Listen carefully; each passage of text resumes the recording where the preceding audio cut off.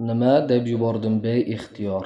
Chunki hech narsaga tushunmagandim. Hatto uyimda kimdir borligini ham deyarli unutib qo'yibman. Tushuntirib gapirsangchi o'g'lim, nima deyapsan? Saqlangan ekan, o'zini yashirgan ekan. Bu haqida hech kimga aytmabdi, deya javob berdi hayajon bilan. Shoshma o'g'lim, biroz o'zingga kelib ol, keyin yotig'i bilan tushuntir nima bo'lganini. Shunda tushunaman.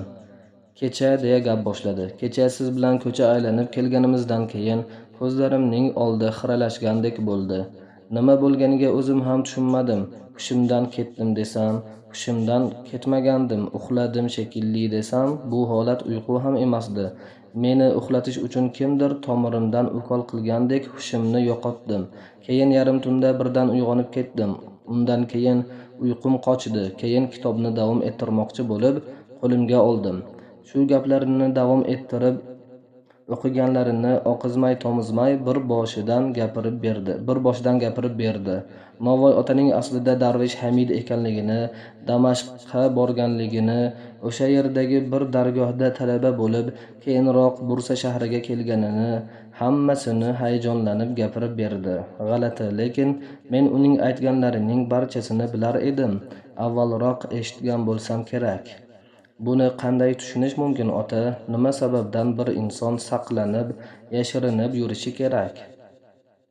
Buning ustiga o'zidan, o'z nafsidan saqlanib yuribdi. O'zidan begona bo'lib yashashning nima keragi bor, deya savollarni qalashtirib tashladi. Buning ismi malomatdir, o'g'lim, dedim. Bunday insonlar o'z nuqsonini, kamchiliklarini, xatolarini bilib, Allohga haqiqiy qul bo'lib yashashadi. O'z nafslarining balolaridan saqlanishadi, o'zlarini himoya qilishadi, insonlarga hol tili bilan haqiqatni tushuntirishadi. G'alati, hech ham eshitmagan ekanman. Xo'sh, unda shu yonmagan tandirda pishgan nonchi? Keyin Novvoyning yoniga kelgan Amir Sulton ismli yosh odam kim? Bular oddiy hikoyami yoki haqiqatan ham bo'lgan voqeami? Ishonsang haqiqatdir, o'g'lim. Gapiryapman-u, lekin unga o'xshab men ham hayratlanyapman. Xuddi bitta odammiz va bu narsalarni birga o'rganayotgandik. Esimga qayerdan kelib qoldi bilmayman-u, lekin Amir Sulton haqida bolaligimda dadamdan eshitgan bir voqea kelib qoldi xayolimga. Yildirim Boyazid vengerlar bilan jang qilayotgandi. Dushman qo'shinlari Usmoniylar qo'shiniga katta talofat yetkazayotgandi. Bu orada bir yosh yigit yaradorlarning yaralarini bog'lar, ba'zan qo'llarini ochib duo qilardi. Qo'lidan yaralangan Yildirim Boyazid bu yosh askarning g'ayrat va epchillik bilan yaralarni bog'layotganini ko'rib, qalbida o'sha yigitga nisbatan yaqinlik paydo bo'ladi. Yosh yigitning yoniga yaqinlashib, "Men ham yaralandim. Qo'limni bog'lab qo'y", deydi. Yosh askar yigit cho'ntagidan ro'molcha olib, "Podshohim, marhamat qiling, sizning yarangizni shu ro'molcha bilan bog'lab qo'yaman", deydi.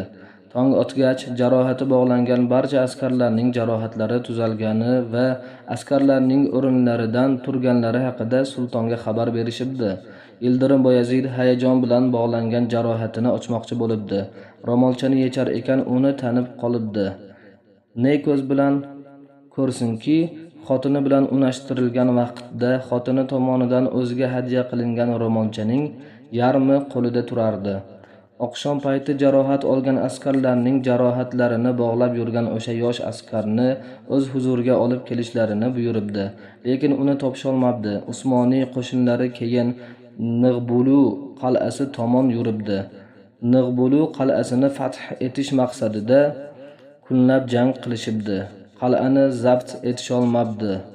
Hujumlarning eng shiddatli paytida haligi askarlarning jarohatlarini bog'lagan yosh askar yana paydo bo'libdi. Zabt etish qiyin bo'lgan qal'aning darvozalarini ochibdi. Yildirim Boyazid askarlari bilan qal'aga kirib, u yerdagilarni taslim qilishibdi. Mazkur g'alabadan keyin yana o'sha yosh askarni qidirishibdi, lekin topisholmabdi. Yildirim Boyazid Rumeliyni bosib olgach, Bursa shahriga bormasdan Edirnada qoladi. Bu orada Yildirim Boyazidning qizi Fotima sulton tushida payg'ambarimiz alayhissalomni ko'radi. Rasululloh sallallohu alayhi vasallam unga Amir sulton bilan turmush qurishini aytadi. Holbuki Fotima sultonning Rumeli beklaridan bo'lgan Sulaymon Posho bilan turmush qurishi haqida mishmishlar yurardi. Fotima sulton o'z xizmatchisini Amir sultonga yuborib, payg'ambar alayhissalomning buyrug'i haqida xabari bormi, yo'qmi deb so'raydi. Amir sulton bizga ham ma'lum bo'ldi deb javob beradi. Keyin Fotima sultonning qo'lini so'rab elchilar jo'natadi, lekin volida sulton qizini unga berishni xohlamaydi. Bu ishni buzish maqsadida kelgan elchilarga Amir sultonga borib ayting, agar 40 tuyaga ortilgan oltin bersa, qizimni beraman deydi. Amir sulton ham sulton volidamiz tuyalarni yuborsinlar, istagan oltinlarini berib yuboraman deb javob beradi. Saroydan 40 tuya kelgach, Amir sulton tuyalarni olib Nilufar ismli soyning qirg'og'iga boradi. Tuyalarni olib kelganlarga xaltalarni shu yerdagi qumlar bilan to'ldirishni buyuradi. 40 tuyadan tashkil topgan karvon saroyga yetib kelganidan keyin Amir sulton qoplarni bo'shating, siz xohlagancha oltin bo'lsin deydi. Xaltalar bo'shatilgach, atrofga oltinlar sochilib ketadi. Bu voqealardan keyin nikoh xabari Edirnaga yetib borganda Yildirim Boyazidning qattiq jahli chiqadi. Amir sulton va Fotima xotunni jazolash uchun Sulaymon Poshoni Bursa shahriga yuboradi. Sulaymon Poshoning Bursa shahriga kelganini eshitgan Mulla Fanoriy Yildirim Boyazidga bir maktub yozadi. Sultonimizdan bir iltimosimiz bor. Kecha siz jazoga buyurgan Amir sulton Rasululloh sollallohu alayhi vasallamning avlodlaridan bo'lgan hurmatga loyiq zotdir. Bu zot kabi payg'ambar avlodidan bo'lgan sof qalbli inson bizning zamonamizga qadar Anadolu tuproqlariga qadam bosmagan. Agar u zotga o'xshagan qalbi toza insonni qo'llari sovg'a salomga to'la elchilar yuborib Buxorodan Anadoluga olib kelish uchun harakat qilganingizda siz uchun abadiy sharaf bo'lgan bo'lardi. Garchi siz bu amalni qilmagan bo'lsangiz ham, ma'naviy irodasi bilan yurtimizga kelgan bu zot sababli payg'ambar alayhissalomga yaqin bo'lib olsangiz, dunyo va oxirat saodatingiz ortgan bo'lardi. Agar siz uni yana jazolash uchun o'z askarlaringizni yuborsangiz, butun mamlakatimizda falokat bo'lishi shubhasizdir. Farmoni oliy sultonimizga oiddir. Bir necha kundan keyin Bursa shahriga qaytgan Usmoniy davlati qo'shinini va sultonni kutib olish uchun xalq ko'chaga chiqadi. Ularning orasida Amir sulton ham bor edi. Yildirim Boyazid uni ko'rishi bilan darhol taniydi. U jazolamoqchi bo'lgan yigit jang maydonida qo'lidagi jarohatini davolagan va Nig'buluda dushman qal'asi darvozasini askarlarga ochib bergan o'sha yosh yigit edi. Amir sulton qarshisiga borib, kamina kuyovingiz Muhammad Shamsiddin Buxoriy bo'laman deya o'zini tanishtiradi. Yildirim Boyazid otidan tushib, ko'zlarida yosh bilan uni quchoqlabdi. Dedim va hikoyani tugatdim. Shuncha narsani eslay olganimga hayron qoldim. U ham jim bo'lib qolgandi. Avvaliga hech narsa demadi. O'ylanayotgandi yoki bo'lmasa eshitganlariga ishonmoqchi bo'layotgandi. Ota dedi, bularning barchasi hikoya, haqiqatan bo'lishi mumkin emas. Biroz avval aytgandim-ku o'g'lim, ishonsang haqiqatdir. Mehmon, Malatiya, 2019-yil yanvar. Tushlarga ishonasanmi? G'alati tun edi. Esimda qolgan yagona narsa qo'rquv edi. Lekin qo'rqqan narsam nima ekanligini ham aniq bilmasdim. Nimadan qo'rqdim o'zi? Bir tomondan bu qishloqda hech kim yo'qligini o'ylab hayratga tushdim. Shundoq ham xayolimda g'alati narsalar aylanib yuribdi. Qanchalik o'zimni majburlasam ham o'tmish haqida hech narsa eslolmayapman. Go'yo hamma narsa shu yerda boshlandi va bundan oldin hech narsa yo'q edi.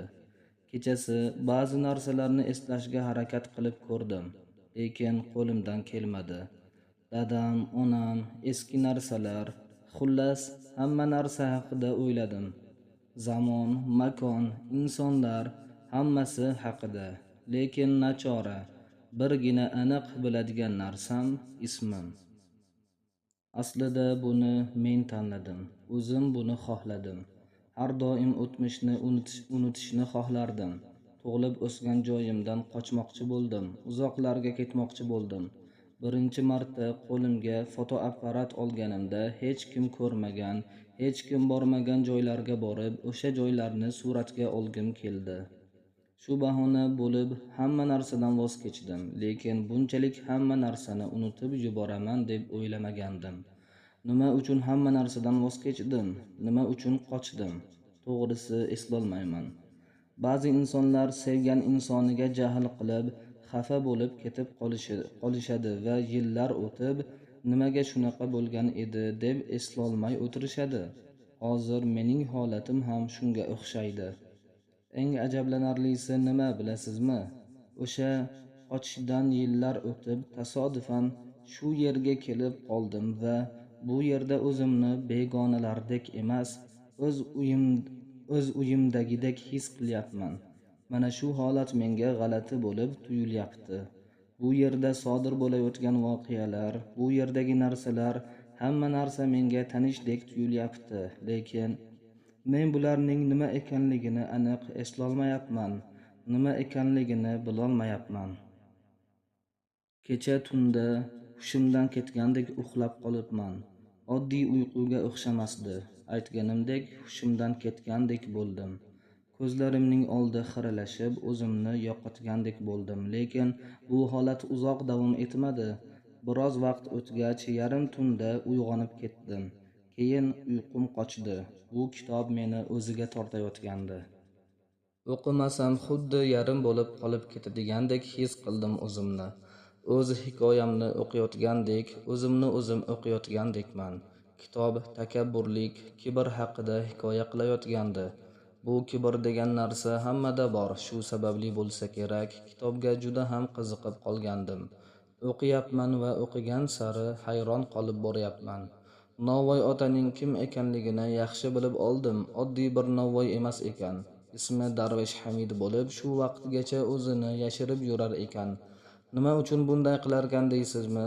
Insonlardan emas, o'zidan, o'z nafsidan qochish uchun shunaqa qilarkan. Kibr uni qo'yib yubormasdi, qo'yivorish niyati ham yo'q edi. Yana o'ylanib, shubhalanib qolaveraman. Kitobdagi hikoyalar haqiqatan bo'lganmikan? Bunday holat hammada ham uchrashi mumkinmi? Hamma ham bu holatni seza oladimi? Inson ichidan kelayotgan ovozni haqiqatan ham farqlay oladimi? Qaysi biri nafsniki, qaysi biri hiyla ekanini? Hammada bo'lishi mumkin bo'lsa, menda ham bor bo'lsa kerak. Menga nafsning qaysi askari mas'ul qilingan ekani? O'zim qanday insonman? Kibrlimi yoki jahldor, hasadchimanmi yoki g'ofil bir insonmi? Yoki bo'lmasa hammasi bormi menda? To'g'risini aytsam, g'alati kitob ekan. Kitobdagi voqealarni o'ylayverib, aqldan ozish hech gap emas. Haqiqat bo'lmasa kerak, oddiy hikoyalar, bir insonning xayollari. Nimaga endi ular haqida o'ylab o'tiribman? Xuddi haqiqiy bo'lgan voqealardek, yoki bularni menga nafsim aytib beryaptimi? Tonggacha uxlolmadim. Tunda bo'lgan voqealarni, qo'rqqanimni, hushimdan ketgandek bo'lib uxlaganimni unutmagan bo'lsam-da, kitobda o'qiganlarimning hayajonidan bir lahza bo'lsa ham uxlolmadim. Hayajonlanib o'rnimdan sakrab turdim. A'mo Umar xona eshigining yonida pechkaga o'tin solayotgandi. Bu ish odatiy yumushlaridan biri edi. Hayajonlanib o'qiganlarimni gapira ketdim.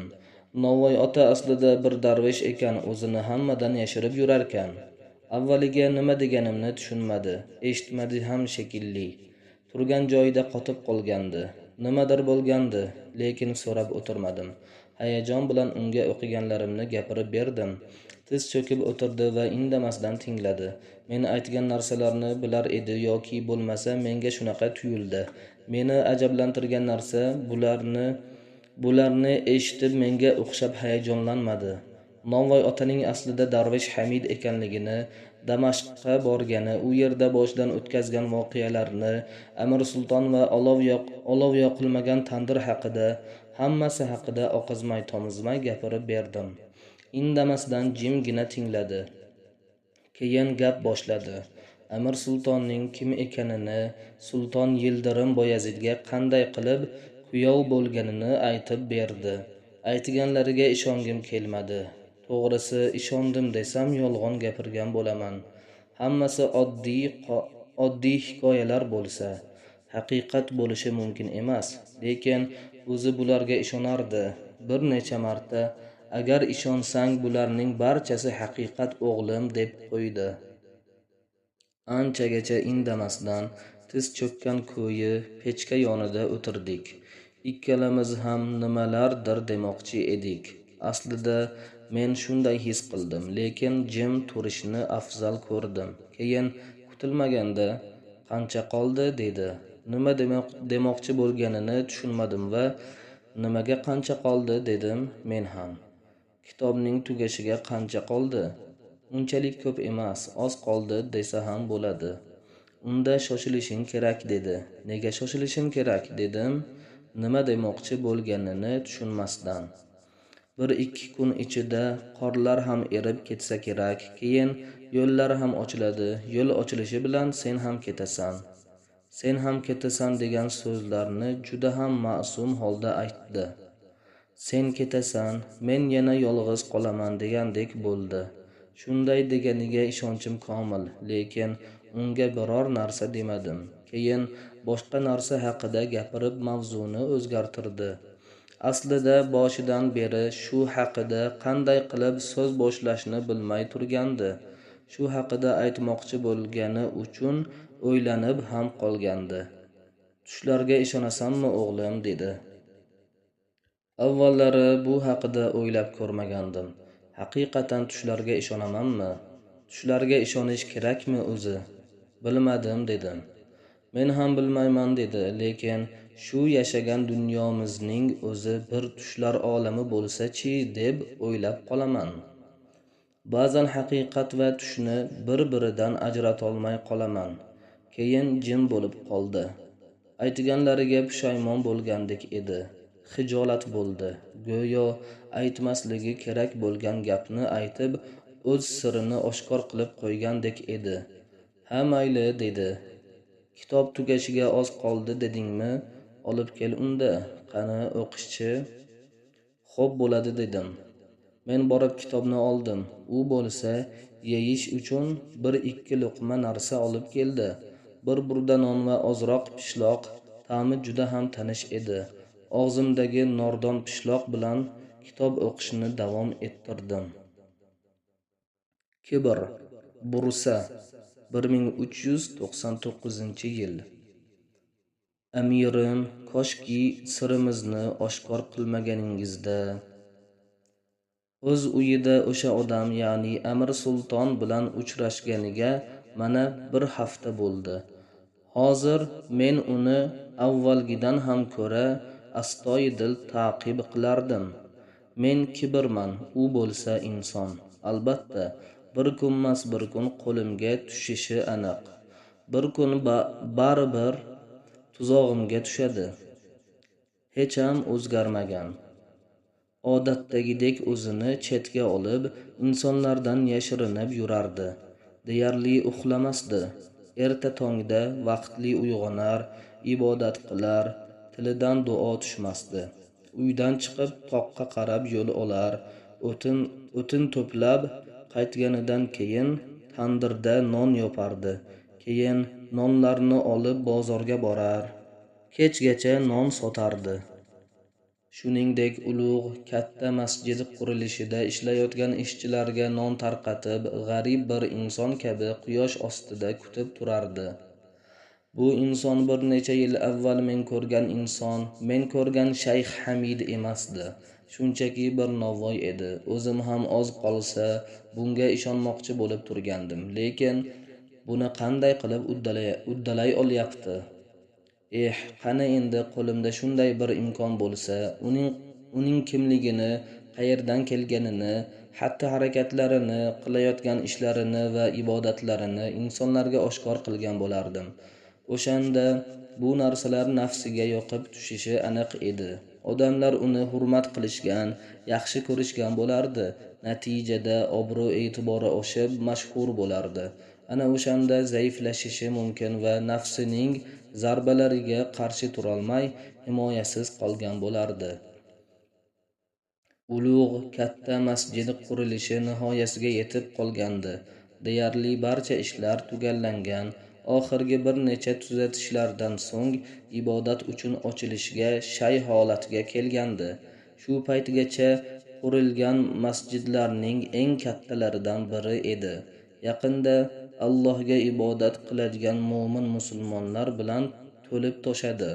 Oxirgi bir necha kundan beri ishlar anchagina jadallashgandi. Xalq orasida bayram kayfiyati hukmron. Bu ulug' masjidning ibodatga ochilishini ko'rish uchun, bu muhim onga guvoh bo'lish uchun mamlakatning turli burchaklaridan insonlar kelgandi. Bursa shahri ehtimol har qachongidan ham gavjum edi. Chunki bugun iymon keltirganlar uchun o'zgacha bayram edi. Bu nafaqat masjidning ochilishi, balki Bursa shahriga bosiladigan muhim bir muhr edi. Bu holat bundan keyin bu yer musulmonlarning shahridir deyishning eng chiroyli shakli edi. Juma edi. Namozga hali bir necha soat bor bo'lishiga qaramay, har taraf insonlar bilan to'lib toshgandi. Masjidning tashqi hovlisi ham insonlar bilan to'ldi. Lekin o'sha Shayx Hamid, ya'ni Novvoy ota yana o'zining odatdagi joyida, quyoshning qoq tagida turar. Qorni ochiqqan bo'lsa kerak deb aqcha olmasdan uzoqdan kelgan mehmonlarga non tarqatardi. Aslida meni sezib turibdi, lekin menga quloq solgisi kelmayapti. Aytganlarimni bajarmaslik uchun qattiq turib olgan. Namozdan bir soatcha oldin nonlarini tugatdi. Keyin narsalarini yig'ishtirib bir chetga qo'ydi. So'ng og'ir qadamlar bilan masjid tomon yura boshladi. Yo'lda ko'rgan har bir kishiga tabassum bilan salom beradigan bu inson bu safar boshini yerdan ko'tarmas, hech kimga qaramasdi. Yig'layotgandi. Ko'zlaridan oqayotgan ko'z yoshlari soqolini ho'l qildi. Soqolidan esa yerga tomchilardi. "Yig'lama, xursand bo'lsang-chi", dedim sekingina, bildirmasdan. "Qara, Allohga ibodat qilish uchun, uni ulug'lash uchun qanday katta masjid bino qilishdi. Ko'rib xursand bo'lsang-chi", dedim. Aytganlarimni eshitmadi shekilli. Faqatgina yurib borardi. Jimgina ko'zidan oqqan yoshlarni hech kimga ko'rsatmasdi. Odamlar ichida ularga o'xshagan oddiy inson edi. Olomon ichiga kirsa, hech kim uni boshqalardan ajratolmasdi. Insonlardan ajratib bo'lmaydigan darajada o'zining asl holatini yashirgan edi. Borib hovlidagi ustunning yonida tiz cho'kib o'tirdi. Masjid ichiga kirmadi. O'tkinchi yo'lovchidek, bu shaharga begona bo'lgan insondek bir chetda o'tirdi. Boshini hali ham ko'tarmagandi, balki ko'tarmasa ham kerak. Lablari nimalarnidir pichirlayotgandi. Allohim, shu muborak kunni menga ko'rsatganing uchun beadad shukrlar bo'lsin. Bir marta bo'lsa ham shu yerda namoz o'qish menga nasib etdi. Eng qiyini bundan keyin bo'ladi. O'zing menga yordam ber, dedi. Oradan ko'p o'tmay masjid minoralarining biridan ovoz eshitildi. Qalbdan chiqardi. Juda ham chiroyli ovoz edi. Karlar ham muhabbat bilan tinglashi mumkin edi. Olis yurtlardan ham eshitilardi. Minora ustida bir kishi qalbi pora-pora bo'lib, yig'lagan holatda azon aytar. Ovozi uzoq-uzoqlarga taralar, quloqlar huzur bilan tinglardi. Azonni chin qalbdan chaqirayotgandi. Odamlar, atrof va hamma narsa jim bo'lgandi. Faqatgina bir ovoz eshitilardi. Allohu akbar. mendan boshqa hech kim eshitmadi. Lekin shu payt Shayx Hamid faqatgina shu Allohu akbarning o'zi butun dunyoga yetishi mumkin dedi. Shu payt nimadir bo'ldi. Olomon ichida bir kishi to'g'ri Novvoy ota turgan joyga kelayotgandi. Avvaliga tanimadim uni, keyin esladim, bu o'sha odam edi. Bu inson Novvoy otaning uyiga borib, undan non so'ragan Amir Sulton edi. Nima uchun bu tomonga qarab kelyapti? Maqsadi nima? O'ng qo'li bilan Novvoy otaning yelkasidan tutdi, lekin u sezmadi, hushidan ketgandek edi. Keyin birdan odob va hurmat bilan o'rnidan turmoqchi bo'ldi. Ustoz, dedi Amir Sulton yoqimli ovozi bilan. Ustoz dedimi? Qanday qilib? Shunchalik martabaga ega bo'lgan Amir Sulton qanday qilib ustoz deyishi mumkin? To'g'risi hayron bo'ldim. U gaplarida davom etdi. Bu yerda siz bo'la turib, boshqalarning xutba o'qishi joiz bo'lmas. Marhamat, siz o'qisangiz. Xutba dedimi? Nima bo'lyapti o'zi?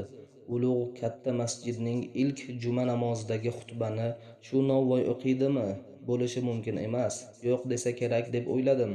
Qabul qilmasa kerak dedim, lekin Shayx Hamid indamasdi.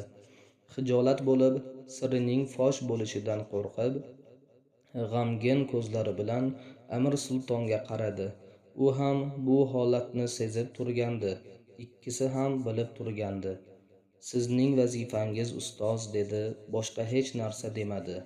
Novvoy ota majbur bo'lib o'rnidan turdi. Amir Sulton bilan birgalikda odamlar orasidan o'tib masjidning ichiga kirishdi. Sulton Boyazid ulug' katta masjidda ilk xutbani o'qish uchun Amir Sultonga xabar jo'natadi. Amir Sulton esa bunday qilish to'g'ri bo'lmas, hukmdorim, deya javob beradi. Sulton Boyazid bu javobni eshitib hayron bo'ladi. Biroq amir bu zamonning ko'ngil sultoni shu yurtda, shu zaminda bo'la turib undan boshqasining xutba o'qishi to'g'ri emas, odobdan emas deb turib oladi. Sulton Boyazid avvaliga tushunmadi, chunki bu zaminda Amir Sultondan ham munosibroq odam bo'lmasa kerak deb o'ylagandi. Hukmdorim, dedi Amir Sulton, ulug' katta masjidning ro'parasidagi sahhoflar bozorida har kuni kelib non sotadigan va xalq tomonidan Novvoy ota deb ataladigan bir zot bor. Ana shu zot haqiqiy ko'ngillar sultoni bo'lgan zotdir. Xutbani o'qishga u zot munosibroq.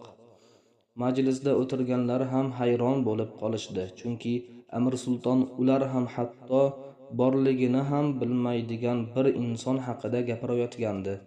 Shu voqealardan keyin mana uni izlab masjid hovlisiga chiqqan edi.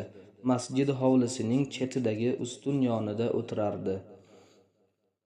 Amir Sulton Novvoy otani qo'lidan tutib, eng oldingi safga olib bordi.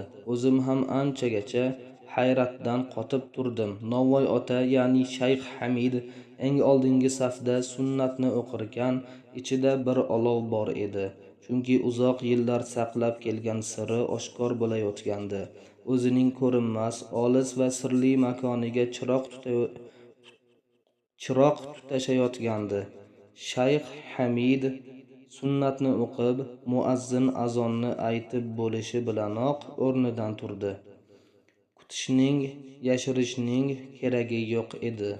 Albatta hammasini aytishi kerak edi va o'zi xohlamagan taqdirda ham aytishga majbur qilishardi. Zero bu vazifa o'ziga topshirilgandi, lekin baribir boshini ko'tarmasdan minbar tomon yurdi. Har qadamida tavba, har nafasida shukr qilardi. Har qadamida o'zgarayotgandi, boshqa inson bo'layotgandi. Avvaliga g'arib, ma'sum va sadosiz insonda ulug'vorlik, salobat paydo bo'ldi. Shu payt hamma unga hurmat bilan qarashga majbur bo'ldi. Masjiddagi butun jamoat jim bo'lib unga hayrat bilan tikilib turardi. Uzoq yillardan beri bozor o'rtasida nonlar keldi, mo'minlar nonlar deya baqirib non sotgan, hamma tanisa ham, lekin hech kim kimligini bilmagan o'sha qari inson hozir masjid minbarida edi.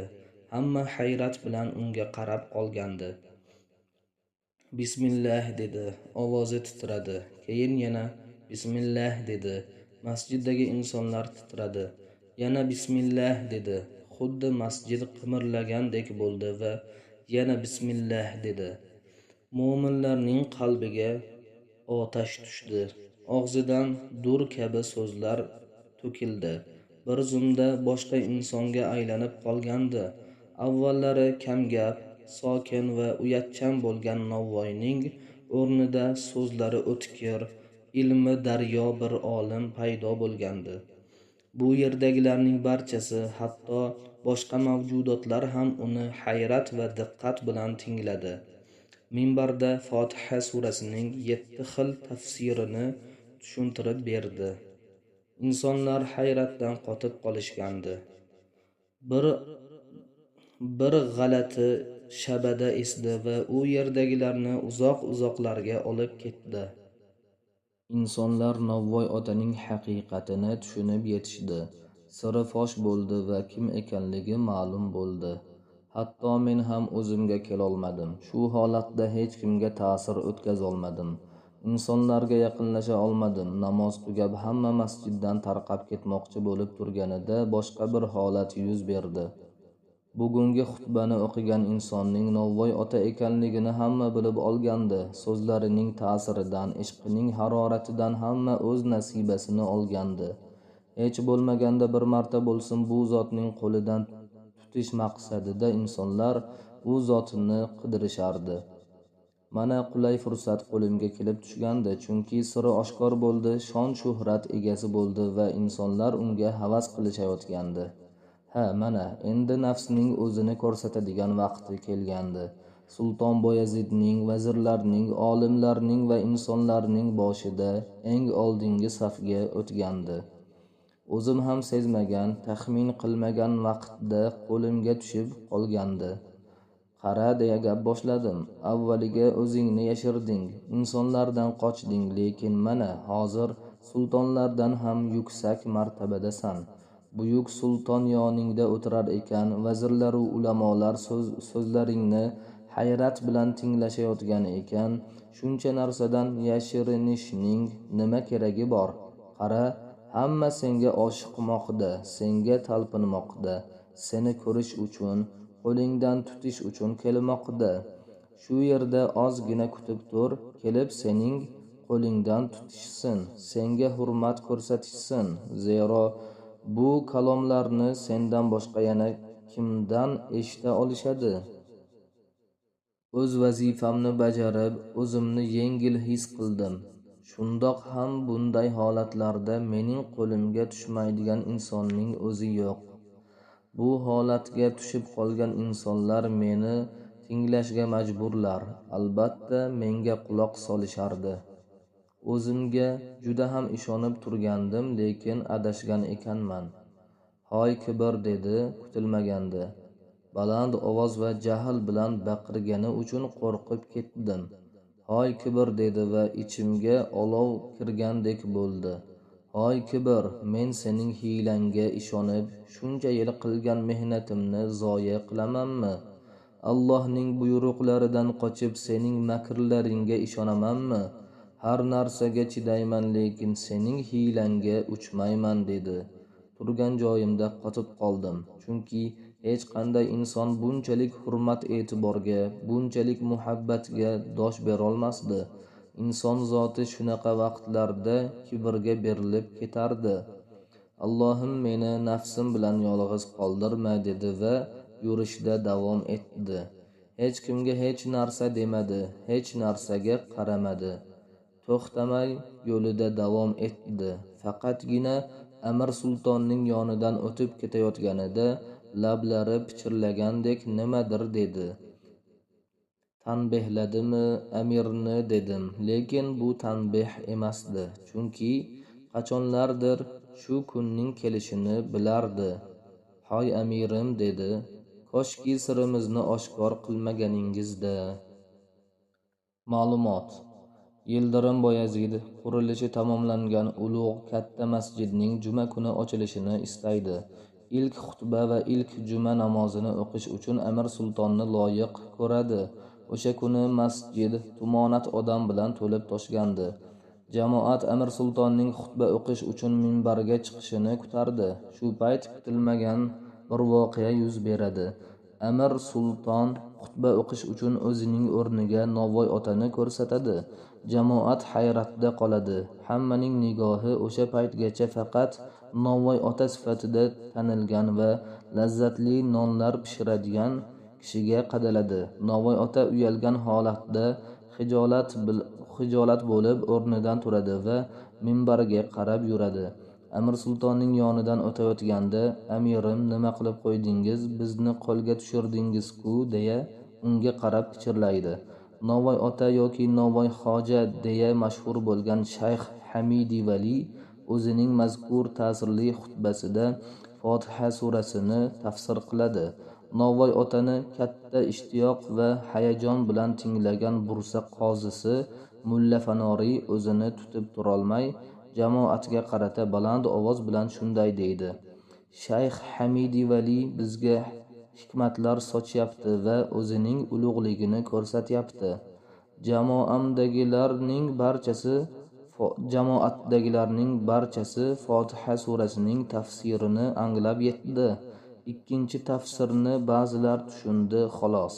Uchinchi tafsirni esa juda ham oz kishi tushuna oldi. To'rtinchi va undan keyingi tafsirlar butunlay bizning idrokimizdan tashqarida. Bularni faqatgina o'zi tushuna oladi." Namozdan keyin xalq Novvoy otaning qo'lidan o'pish uchun unga oshiqadi. Lekin u zot ketib qoladi. Insonlar bir-birlari bilan "Shu eshikdan chiqib ketdi", "Yo'q, bu eshikdan chiqdi" deb tortishishadi. Bu voqeani ko'rganlar yoki bu haqida bilganlarning rivoyat qilishlaricha, o'sha kuni Novvoy ota bir vaqtning o'zida, ya'ni bir xil vaqtda ulug' katta masjidning uchala eshigidan chiqqan ekan.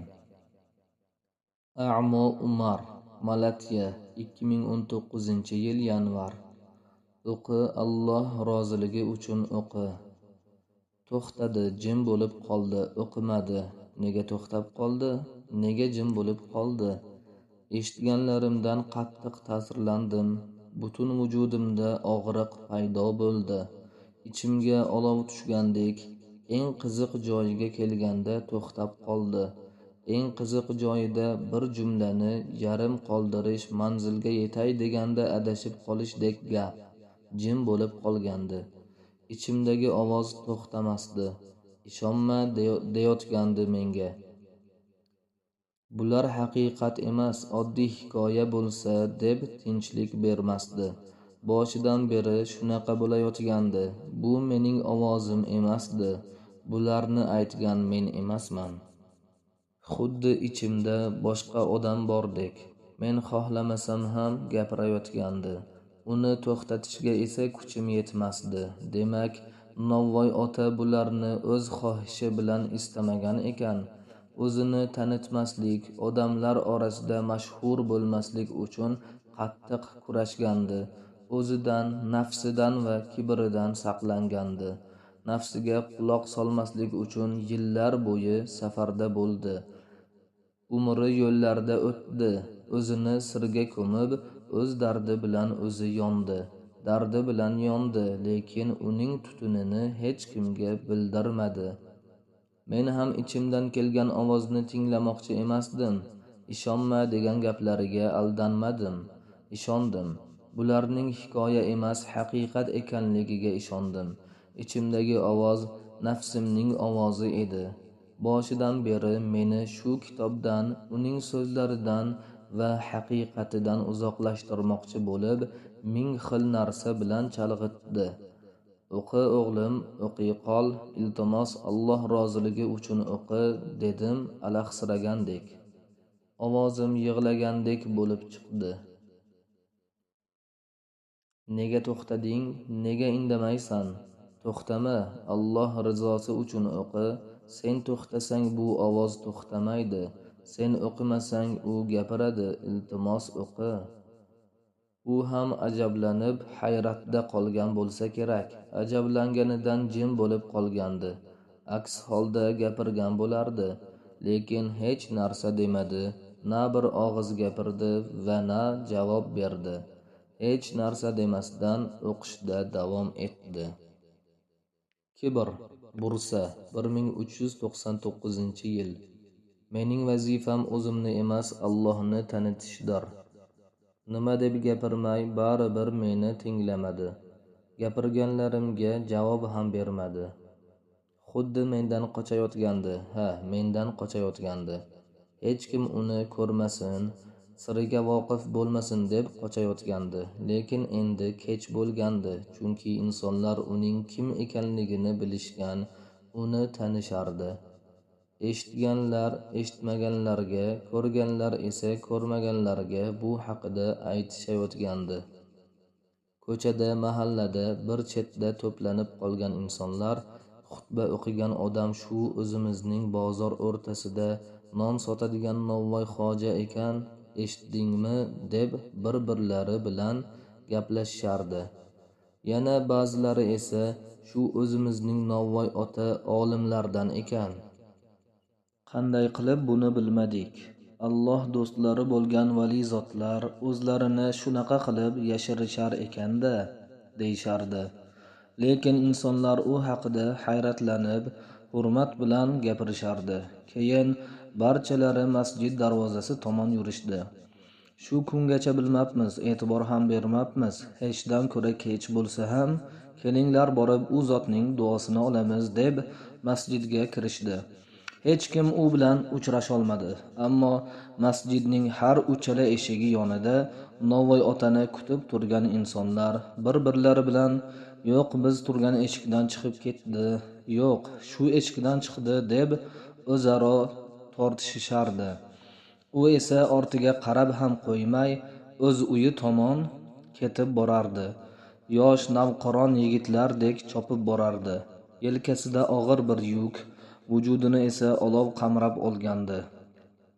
Biroz avval bo'lgan voqealarga ishongisi kelmasdi. Lekin bularning qachonlardir bo'lishini biladigandek ko'rinardi. Chunki o'sha kuni tog' yonbag'rida yoniga kelgan yoshlar bilan go'yo xayrlashgan edi. To'g'ri uyiga bordi. G'amgin edi, hatto yig'layotgandi.